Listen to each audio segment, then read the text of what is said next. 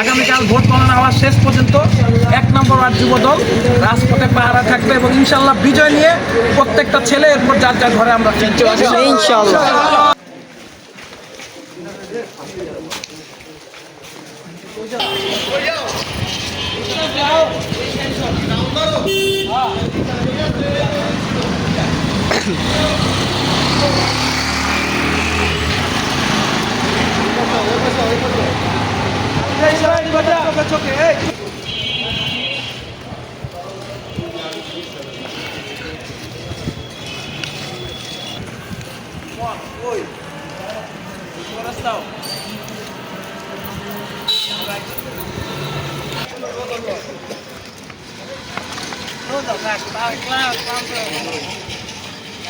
Weather ঠান্ডা খাইয়া খাইয়া অনেক বডি বানাই বানাইতে আমার যে ভাই দিছে 1 লাখ টাকা দরকার হয়ে 1 লাখ টাকা দরকার হয়ে এত ধাক্কা দেন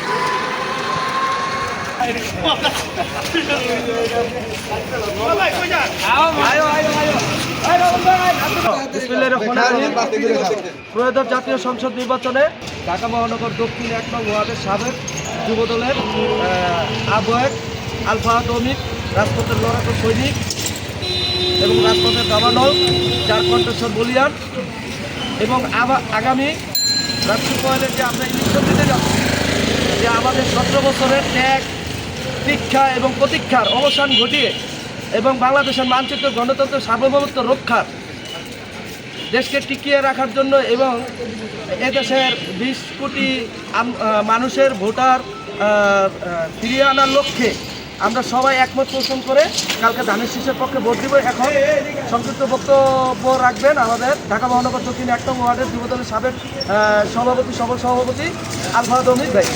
আসসালামু আলাইকুম।